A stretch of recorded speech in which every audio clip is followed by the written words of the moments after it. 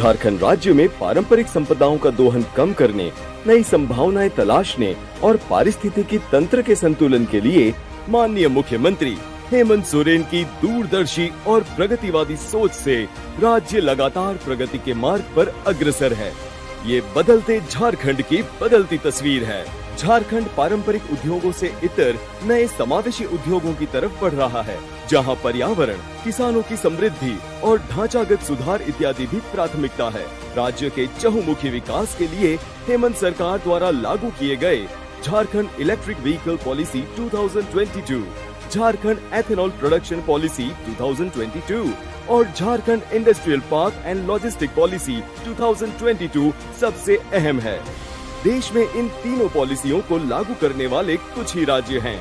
Hybrid और electric वाहनों को बढ़ावा देते हुए राष्ट्रीय ईंधन सुरक्षा प्राप्त करने के उद्देश्य से झारखंड इलेक्ट्रिक व्हीकल पॉलिसी लागू की गई, जिससे एक और आर्थिक विकास होगा तो वहीं पर्यावरणीय संरक्षण भी होगा।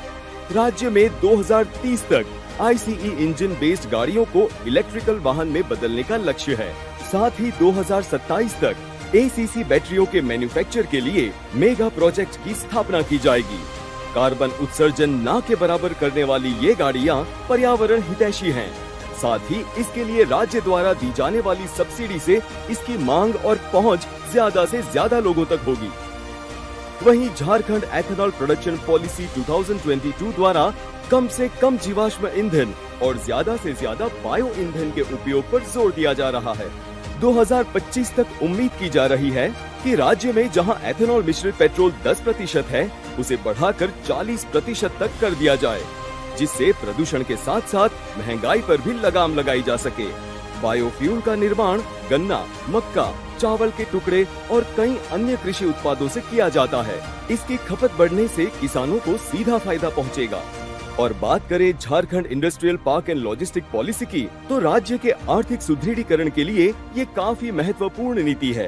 राज्य में औद्योगिक भूमि की उपलब्धता सुनिश्चित करने के लिए और आवश्यक सुविधाओं को उपलब्ध कराने के लिए सरकार एवं निजी संस्थाओं के प्रयास के औद्योगिक पार्क, लॉजिस्टिक पार्क और लॉजिस्टिक यूनिट का निर्माण कराया जाएगा, जिससे उत्पाद एवं उत्पादकता के लिए किसी अन्य राज्य पर निर्भर होने की आवश्यकता नहीं होगी और इससे होने वाली आय भी सीधे राज्य सरकार को होगी। इससे यहाँ की जनता सीधे रोजगार से जुड़ पाएगी।